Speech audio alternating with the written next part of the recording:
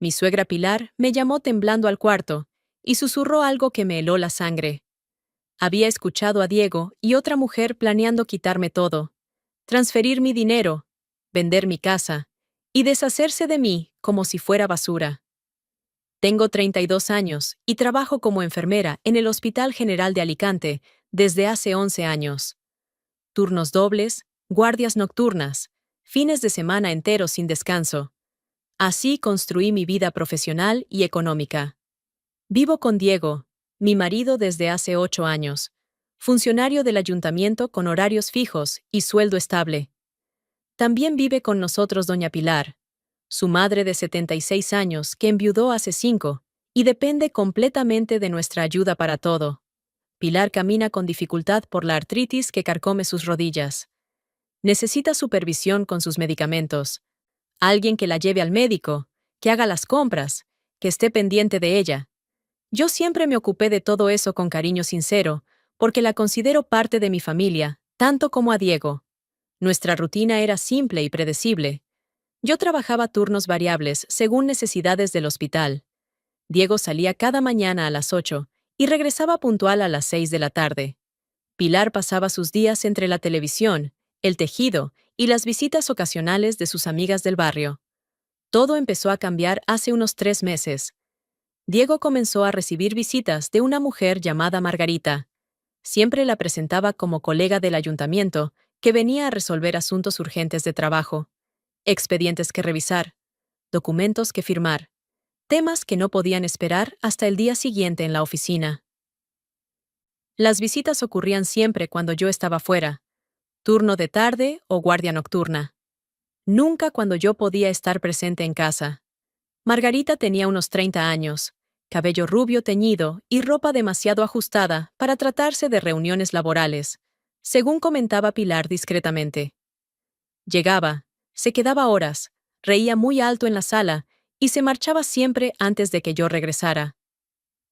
Pilar me mencionaba estas visitas casualmente al principio, sin darles mayor importancia. Solo pequeños comentarios sobre cómo esa mujer del trabajo de Diego venía seguido y se quedaba hasta tarde.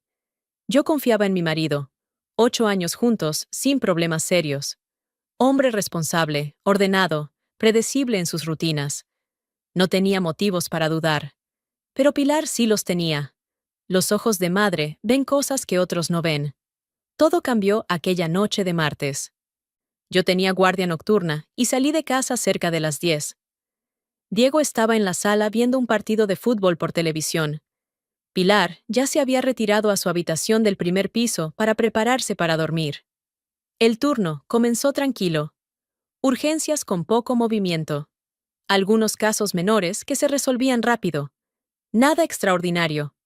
A eso de las 2 de la madrugada, recibí un mensaje de Pilar. En todos los años viviendo juntas, jamás me había escrito a esas horas. Jamás me había contactado durante una guardia, salvo que fuera una emergencia médica grave. El mensaje decía: necesito hablar contigo mañana cuando llegues. Es importante. No te preocupes, estoy bien físicamente. Le pregunté si estaba segura, si necesitaba que volviera, si pasaba algo urgente. Me tranquilizó diciendo que podía esperar hasta que terminara mi turno, pero que era fundamental que habláramos a solas. El resto de la guardia transcurrió en inquietud. Mi mente creaba escenarios de qué podría ser tan importante. Problemas de salud que no quería mencionar por mensaje. Preocupaciones familiares. Algo relacionado con Diego.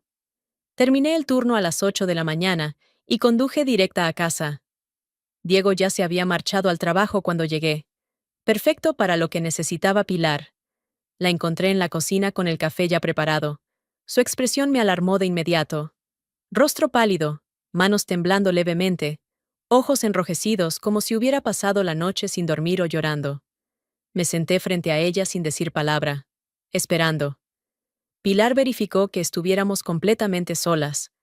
Después, empezó a hablar en voz baja, casi susurrando, y lo que me contó me heló la sangre hasta los huesos.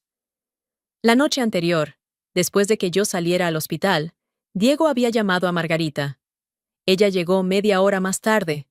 Pilar los escuchó entrar en la sala, cerrar la puerta, poner música de fondo. Pilar intentaba dormir, pero las risas y conversaciones altas no la dejaban descansar. Decidió bajar para pedirles amablemente que bajaran el volumen. Bajó las escaleras despacio, agarrándose del pasamanos con sus manos artríticas. Llegó hasta el pasillo que daba a la sala.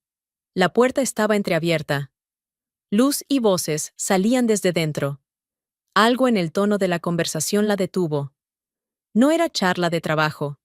Era conversación íntima, conspiradora, llena de risas cómplices.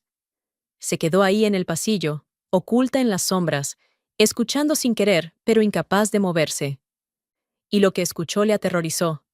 Diego y Margarita hablaban de mí, de mi dinero, de mis cuentas bancarias, de nuestra casa. Hablaban de planes que llevaban meses elaborando en secreto. Pilar me contó con voz quebrada que Margarita decía que ya tenían forma de acceder a mis cuentas. Diego había conseguido mis contraseñas, datos de mis tarjetas, información completa de mis finanzas. El plan era transferir todo mi dinero poco a poco a cuentas que habían abierto juntos. Primero cantidades pequeñas que yo no notaría. Después, montos mayores disfrazados como pagos de facturas o emergencias médicas de Pilar que nunca existirían. Pero eso era solo el principio del plan. También querían crear deudas enormes a mi nombre. Préstamos que Diego solicitaría usando mis documentos personales. Tarjetas de crédito que llenarían hasta el límite y nunca pagarían. Todo diseñado para hundirme financieramente mientras ellos acumulaban el dinero. Y había más todavía. La casa donde vivíamos está a nombre de ambos. Herencia de los padres de Diego que nos regalaron cuando nos casamos. Él planeaba falsificar mi firma en documentos de venta. Margarita conocía a un notario dispuesto a procesar la operación sin hacer demasiadas preguntas. Venderían la casa, se embolsarían el dinero completo y desaparecerían juntos. Me dejarían sin ahorros, cargada de deudas, sin techo donde vivir, destruida financieramente y sin forma de recuperarme. Querían ejecutar todo en cuestión de semanas, antes de que yo pudiera darme cuenta o reaccionar ante lo que estaba pasando. Pero lo que más destrozó a Pilar fue escuchar cómo hablaba su hijo de mí. Las palabras que usaba, el desprecio absoluto en cada frase. Decía que yo era conveniente, una buena enfermera que cuidaba a su madre y pagaba la mitad de todos los gastos, mientras él podía ahorrar su salario completo. Decía que era demasiado ingenua y demasiado ocupada en el hospital para notar lo que sucedía bajo mis propias narices. Margarita le preguntó qué pasaría conmigo después, si yo intentaría recuperar algo, si les causaría problemas legales. Diego respondió con una frialdad que heló la sangre de su propia madre. Dijo que lo tenía todo calculado perfectamente. Con todas esas deudas a mi nombre, y sin ningún recurso económico, yo estaría demasiado ocupada intentando sobrevivir para poder perseguirlos. Y si acaso intentaba denunciarlos, él ya tenía documentos preparados que me hacían aparecer como responsable de todo el desastre financiero. Iba a deshacerse de mí como si fuera basura que ya no le servía para nada. Pilar terminó su relato con lágrimas corriendo por sus mejillas arrugadas. Se disculpaba una y otra vez por lo que era su hijo, por no haberlo criado mejor, por no haber visto antes la clase de monstruo que había estado viviendo bajo su mismo techo todos estos años. Yo me quedé sentada en esa silla de cocina sin poder moverme, procesando cada palabra, sintiendo cómo mi mundo entero se derrumbaba pieza por pieza. 8 años de matrimonio, de confiar completamente, de construir una vida juntos. Todo había sido mentira, o al menos los últimos meses habían sido pura traición calculada. Pero junto al shock y al dolor que me atravesaban, algo más empezaba a crecer dentro de mí. Algo frío y tremendamente calculado. Rabia. No rabia explosiva e irracional, sino rabia controlada de profesional médica, acostumbrada a mantener la calma absoluta en las peores emergencias. De mujer que había visto demasiada injusticia en el hospital como para permitir una más en su propia casa. Miré a Pilar directamente a los ojos y le dije con voz completamente firme que iba a necesitar su ayuda, que si realmente quería compensar lo que su hijo estaba haciendo, tenía que convertirse en mis ojos y oídos dentro de esta casa, que debía seguir actuando con total normalidad, pero reportarme absolutamente todo lo que viera y escuchara. Pilar asintió con una determinación que no le había visto nunca antes. Ya no era la madre protegiendo ciegamente a su hijo. Era una mujer mayor defendiendo a la nuera, que siempre la había tratado con respeto y cariño genuinos. Porque Diego no solo me estaba robando a mí, también estaba planeando vender la casa donde vivía su propia madre. Iba a dejarla sin hogar igual que a mí. Pilar no tenía a dónde ir, no tenía recursos propios, dependía completamente de nosotros, y su hijo estaba dispuesto a abandonarla por dinero y por una amante. Esa comprensión terrible solidificó nuestra alianza de inmediato. Pasé el resto de ese día durmiendo mal, despertando constantemente, con la mente dando vueltas sin parar. Cuando Diego regresó del trabajo esa tarde, actuó con total normalidad. Me besó la mejilla, preguntó por mi guardia nocturna, cenó mientras comentaba trivialidades sobre un partido de fútbol. Actor perfecto. O simplemente un psicópata incapaz de sentir remordimiento alguno. Yo también actué mi parte. Sonreí. Respondí sus preguntas banales. Fingí el cansancio normal de cualquier enfermera después de una guardia nocturna larga. Pilar comió en silencio, observando a su hijo con ojos que ahora veían una claridad terrible y dolorosa. Los días siguientes fueron una actuación constante. Yo salía a trabajar como siempre. Diego iba y venía de su oficina con su rutina impecable. Pilar permanecía en casa vigilando cada movimiento sospechoso. Cada vez que yo llegaba del hospital, Pilar y yo teníamos conversaciones susurradas en la cocina. Ella me contaba si Margarita había venido, cuánto tiempo se había quedado, qué había podido escuchar de sus conversaciones. Yo tomaba notas mentales de todo. Intentaba pensar en opciones, en formas de protegerme, en maneras de detener este plan antes de que lo ejecutaran completamente. Pero todavía no sabía cómo hacerlo. No tenía pruebas concretas más allá del testimonio de Pilar. No sabía si eso sería suficiente legalmente. No sabía a quién acudir ni cómo proceder sin alertar a Diego de que había descubierto todo. Una semana después de aquella revelación nocturna, Pilar y yo seguíamos en la misma situación. Sabíamos lo que venía, pero no teníamos forma de detenerlo todavía. Diego continuaba su vida normal, confiado en que su plan era perfecto e indetectable. Pero lo que él no sabía era que dos mujeres a las que había subestimado completamente estaban observando cada uno de sus movimientos y buscando la forma exacta de destruir todo lo que había construido contra mí. Pasé mi siguiente día libre investigando opciones en Internet. Busqué información sobre protección financiera, fraude matrimonial, falsificación de documentos. Leí foros de víctimas de estafas similares. Tomé notas detalladas de cada recurso legal disponible. El problema principal era evidente. Necesitaba pruebas concretas. El testimonio de Pilar era valioso, pero probablemente insuficiente ante un juez. Necesitaba evidencia física, grabaciones, documentos que demostraran sin lugar a dudas lo que Diego y Margarita planeaban hacer. Fue entonces cuando recordé algo de mis años en el hospital. Casos de maltrato doméstico donde víctimas habían usado grabaciones ocultas para protegerse. Dispositivos pequeños que capturaban conversaciones sin que los agresores lo supieran. Si funcionaba para ellas, podría funcionar para mí. Al día siguiente, aproveché unas horas libres, entre turnos, para ir al centro de Alicante. Entré en una tienda de electrónica discreta, lejos de mi barrio, donde alguien pudiera reconocerme. El vendedor me mostró varios modelos de grabadoras de audio.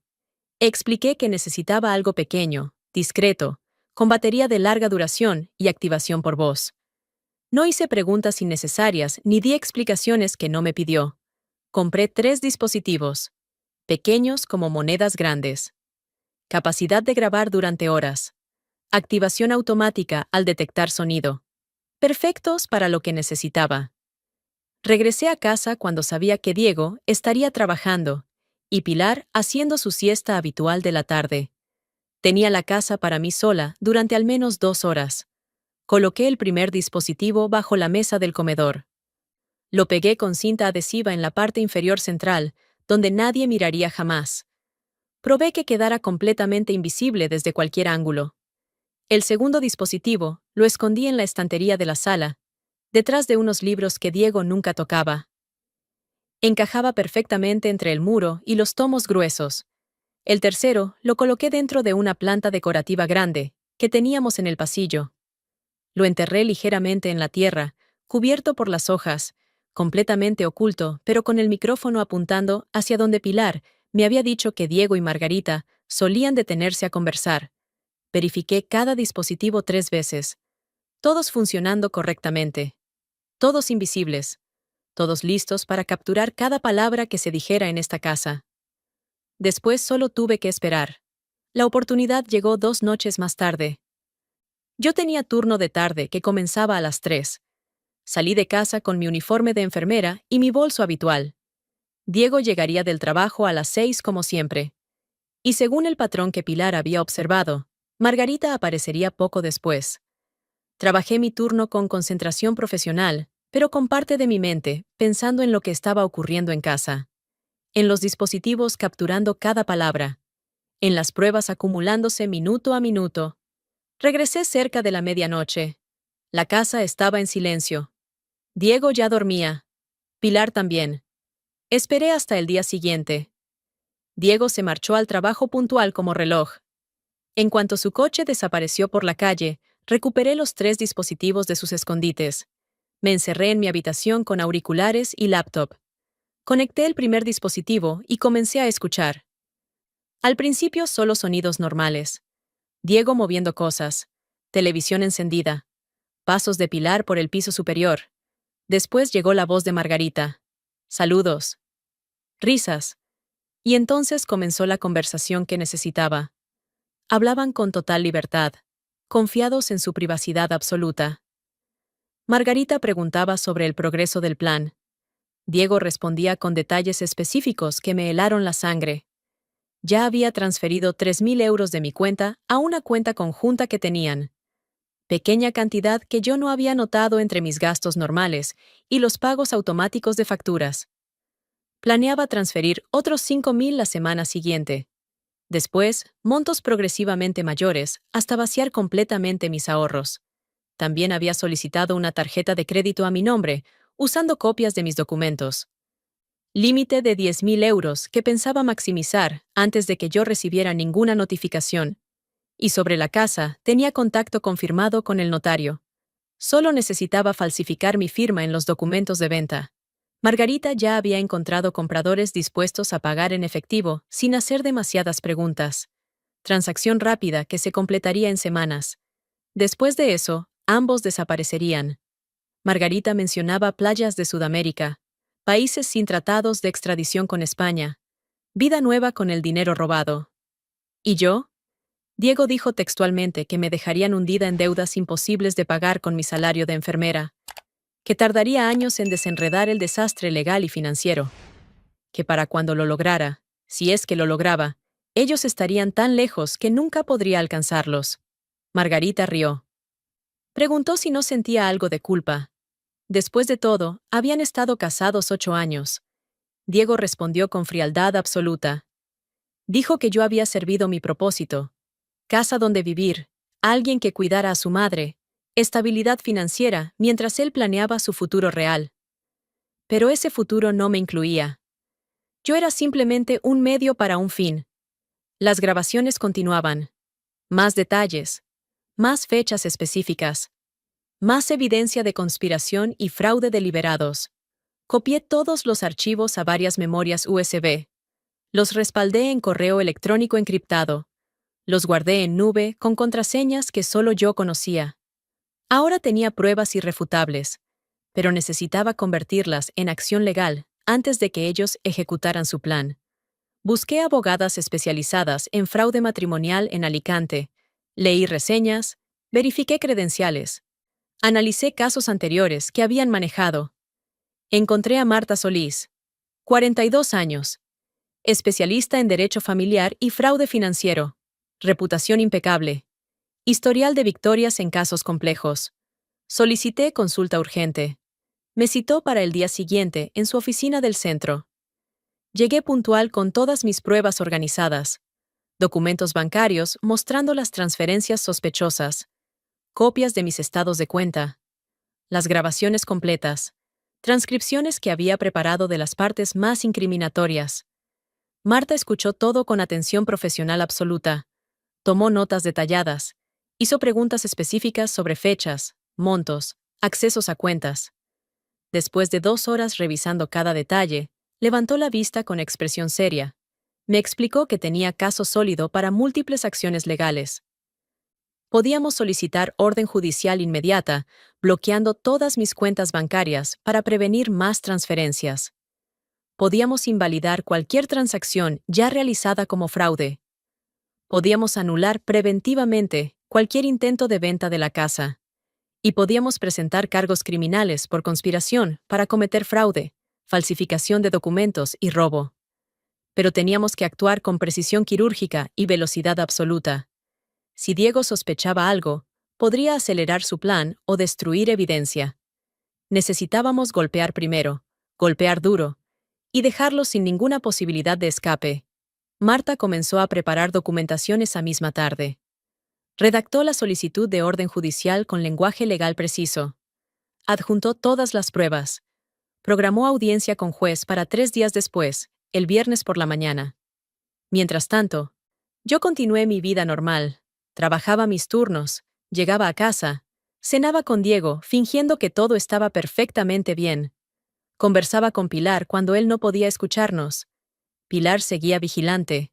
Me reportaba cada visita de Margarita, cada conversación telefónica sospechosa, cada movimiento extraño de Diego. Los dispositivos de grabación seguían capturando. Acumulaba más evidencia cada día, más confirmaciones de sus planes, más pruebas de sus intenciones criminales. Diego no sospechaba absolutamente nada. Seguía actuando como marido normal, incluso ocasionalmente cariñoso, probablemente sintiéndose magnánimo, porque pronto se libraría de mí con una fortuna robada. El jueves por la noche, víspera de la audiencia judicial, Marta me llamó. Todo estaba preparado. Documentación completa. Pruebas organizadas. Audiencia confirmada para las 10 de la mañana del viernes. Yo había arreglado mi turno para tener el día libre. Le dije a Diego que tenía cita médica rutinaria. Ni siquiera preguntó detalles. El viernes llegué al juzgado media hora antes de la audiencia. Marta ya estaba allí con su maletín lleno de documentos. Repasamos una última vez la estrategia. Entramos a la sala cuando nos llamaron. El juez era hombre mayor de expresión severa que revisó los documentos con meticulosidad profesional. Marta presentó el caso con claridad perfecta. Explicó la situación. Mostró las grabaciones. El juez las escuchó con auriculares, su expresión volviéndose cada vez más grave. Revisó los extractos bancarios, mostrando las transferencias no autorizadas. Examinó la evidencia de la tarjeta de crédito solicitada fraudulentamente. Leyó las transcripciones de las conversaciones donde Diego y Margarita detallaban explícitamente sus planes criminales. Después de 40 minutos revisando todo el material, el juez retiró sus lentes y me miró directamente. Su decisión fue inmediata y contundente. Orden judicial, aprobada con efecto inmediato. Todas mis cuentas bancarias bloqueadas preventivamente, accesibles solo por mí, con autorización judicial. Cualquier transferencia realizada en los últimos 3 meses, sujeta a investigación y reversión. Tarjeta de crédito fraudulenta cancelada y deuda anulada. Venta de la casa suspendida preventivamente, con anotación registral, que impedía cualquier transacción. Además, orden de investigación criminal contra Diego Ruiz Moreno y Margarita Vega Santos, por conspiración para cometer fraude, falsificación de documentos, robo y abuso de confianza. Y orden de protección a mi favor, prohibiendo a Diego cualquier acceso a mis finanzas, documentos personales o propiedad compartida sin supervisión judicial. Todo en cuestión de 1 hora. Salí del juzgado con copias certificadas de todas las órdenes. Marta me acompañó al banco, donde presentamos la documentación judicial. El gerente, visiblemente sorprendido por la gravedad de la situación, implementó los bloqueos inmediatamente. Después fuimos al registro de la propiedad, donde se anotó la prohibición de venta sobre la casa. Ninguna transacción podría procesarse sin mi presencia personal y autorización explícita. Finalmente, Marta me entregó copia de la orden de investigación criminal que se enviaría a la policía esa misma tarde. Cuando Diego llegara a casa esa noche, su mundo habría colapsado completamente. Sus cuentas inaccesibles, su plan destruido, sus crímenes descubiertos, investigación policial en marcha, y él no tendría la menor idea de lo que lo había golpeado hasta que fuera demasiado tarde para hacer algo al respecto. Conduje a casa con sensación extraña, mezcla de justicia, satisfacción y anticipación de lo que vendría. Pilar me esperaba ansiosa. Le conté todo en susurros rápidos. Sus ojos se llenaron de lágrimas, pero esta vez eran lágrimas de alivio y orgullo. Ahora solo quedaba esperar a que Diego llegara y descubriera que las mujeres, a quienes había subestimado completamente, acababan de destruir cada aspecto de su plan perfecto. Diego llegó a casa esa noche a su hora habitual de siempre, las 6:15 de la tarde. Escuché su coche estacionarse, sus pasos en el camino de entrada, su llave girando en la cerradura. Pero algo era diferente. Sus movimientos eran más rápidos, más bruscos. Entró como tormenta, sin su saludo rutinario, sin besar mi mejilla como fingía hacer cada día. Fue directo a la sala donde yo estaba sentada con Pilar. Su rostro estaba rojo, desencajado, con expresión que nunca le había visto antes. En su mano traía papeles arrugados. Los arrojó sobre la mesa de centro con violencia, que hizo saltar a Pilar en su silla. Eran copias de las órdenes judiciales. Alguien del banco o del registro debió haberle informado. O quizás había intentado hacer alguna transferencia y descubrió que todo estaba bloqueado. Me miró con odio puro en sus ojos y preguntó qué demonios había hecho. Su voz temblaba entre furia y pánico. Le respondí con calma absoluta que había protegido lo que era mío, que había descubierto su plan para robarme, hundirme en deudas y abandonarme sin nada, que había tomado medidas legales antes de que pudiera destruir mi vida. Negó todo furiosamente. Gritó que estaba loca, que inventaba cosas, que no tenía pruebas de nada. Entonces saqué mi teléfono. Puse una de las grabaciones. Su propia voz llenó la sala, clara e inconfundible, detallando cada aspecto de su plan criminal con Margarita. Vi cómo el color abandonaba su rostro, cómo sus manos empezaban a temblar, cómo la realización de que estaba completamente atrapado golpeaba su cerebro. Intentó arrebatarme el teléfono, pero Pilar se levantó entre nosotros. Su hijo, el hombre que ella había criado, retrocedió ante la mirada de decepción absoluta en los ojos de su madre. Pilar le dijo con voz firme que ella había escuchado todo desde el principio, que había sido testigo de su traición, que había ayudado activamente a reunir evidencia contra él, que elegía estar del lado de su nuera porque su hijo había demostrado ser un monstruo sin corazón. Diego la miró con incredulidad. Su propia madre traicionándolo. Pero no era traición, era justicia.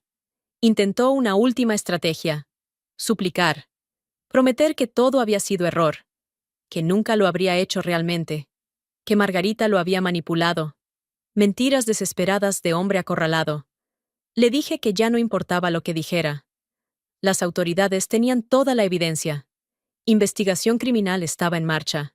Había perdido acceso a todo. Y yo había ganado orden de protección que le impedía acercarse a mis finanzas o a mí sin supervisión judicial. En ese momento sonó el timbre.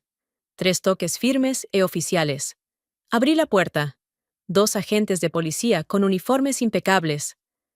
Traían orden de citación para Diego. Debía presentarse en comisaría al día siguiente para declaración formal sobre cargos de fraude, falsificación y conspiración. Diego los miró con expresión de animal atrapado. Intentó argumentar, pero los agentes fueron claros. Si no se presentaba voluntariamente, vendrían a arrestarlo. La elección era suya. Los agentes se marcharon. Diego se quedó en medio de la sala, destruido, su mundo perfecto colapsado en cuestión de horas. Le dije que tenía hasta mañana por la mañana para recoger sus cosas personales y marcharse de la casa. La orden judicial me daba derecho a removerlo de la propiedad compartida, dadas las circunstancias. Si no se iba voluntariamente, regresaría con policía para escoltarlo fuera. Subió a la habitación como zombi. Escuché cajones abrirse, cosas siendo arrojadas en maletas. Una hora después, bajó con 2 bolsas grandes y expresión de hombre derrotado. Antes de salir, miró a Pilar una última vez, buscando algo. Compasión, quizás. Perdón. Pero Pilar solo le dijo que había criado un hijo y descubierto un extraño, que el hombre que veía frente a ella no era el niño que conoció, y que sus decisiones tendrían consecuencias que él solo había causado. Diego salió sin decir palabra. La puerta se cerró tras él. Pilar y yo nos quedamos en silencio por largo momento. Después, ella comenzó a llorar. No por su hijo, sino por la traición, por los años perdidos creyendo en alguien que nunca existió realmente. La abracé. 2 mujeres que habían sobrevivido tormenta juntas, que se habían protegido mutuamente cuando el mundo intentó destruirlas. Los días siguientes trajeron más desarrollo. Diego se presentó en comisaría como ordenaron. Margarita también fue citada. Ambos enfrentaban cargos serios que podrían resultar en años de prisión si eran condenados. Las transferencias fraudulentas fueron revertidas. Cada euro robado regresó a mi cuenta. La tarjeta de crédito fraudulenta fue anulada sin deuda para mí. La casa quedó completamente a mi nombre, por decisión judicial, dado que Diego había intentado venderla ilegalmente. El proceso legal continuaría meses, quizás años. Pero yo ya había ganado lo importante. Mi seguridad financiera, mi hogar, mi dignidad. Pilar se quedó viviendo conmigo, por supuesto. Ahora más que nunca, era familia real. La cuidé como siempre, pero nuestra relación se había profundizado. Éramos aliadas, amigas, mujeres que se habían salvado mutuamente. Volví a mi trabajo en el hospital, con renovada apreciación por mi independencia. Cada turno, cada guardia nocturna, cada paciente atendido me recordaba que había construido mi vida con esfuerzo propio. Y nadie podría quitármela. Meses después, supe por conocidos que Diego había perdido su trabajo en el ayuntamiento. Las acusaciones criminales hicieron imposible mantener posición en servicio público. Margarita también enfrentaba consecuencias profesionales y legales. No sentí satisfacción en su caída, solo indiferencia. Eran personas que habían elegido camino de traición y fraude. Ahora pagaban precio de sus decisiones.